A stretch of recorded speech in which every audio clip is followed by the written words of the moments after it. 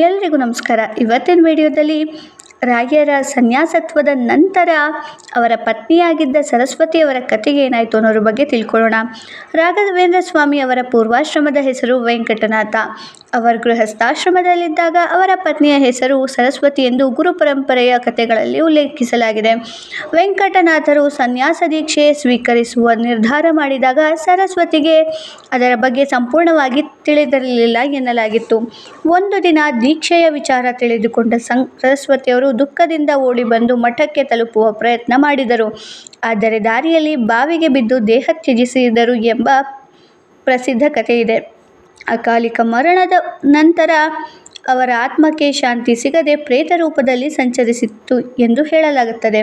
ನಂತರ ಸನ್ಯಾಸಿಯಾಗಿ ದೀಕ್ಷೆ ಪಡೆದ ರಾಘವೇಂದ್ರ ಸ್ವಾಮಿಗಳು ತಮ್ಮ ದಿವ್ಯ ದೃಷ್ಟಿಯಿಂದ ಈ ವಿಷಯವನ್ನು ತಿಳಿದುಕೊಂಡರು. ರಾಯರ ಕರುಣೆಯಿಂದ ಪವಿತ್ರ ತೀರ್ಥವನ್ನು ಸಂಪ್ರೋಕ್ಷಣೆ ಮಾಡಿ ಸರಸ್ವತಿಗೆ ಅನುಗ್ರಹ ನೀಡಿದರು. ರಾಯರ ಕೃಪೆಯಿಂದ ಆಕೆಗೆ ಮುಕ್ತಿ ದೊರೆಯಿತು ಮತ್ತು ಉನ್ನತ ಲೋಕ ಪ್ರಾಪ್ತಿಯಾಯಿತು ಎಂದು ಭಕ್ತರು ನಂಬುತ್ತಾರೆ. ಈ ಕಥೆ ನಮಗೆ ಒಂದು ಮಹತ್ವದ ಸಂದೇಶವನ್ನು ನೀಡುತ್ತದೆ. ಸದ್ಗುರುಗಳ ಕೃಪೆ ಮತ್ತು ದೇವರ ಅನುಗ್ರಹ ಇದ್ದರೆ ಎಷ್ಟೇ ಕಷ್ಟಕರ ಪರಿಸ್ಥಿತಿ ಇದ್ದರೂ ಆತ್ಮಕ್ಕೆ ಶಾಂತಿ ಮತ್ತು ಉದ್ಧಾರ ದೊರೆಯುತ್ತದೆ. ಜೈ ಗುರು ರಾಘವೇಂದ್ರ.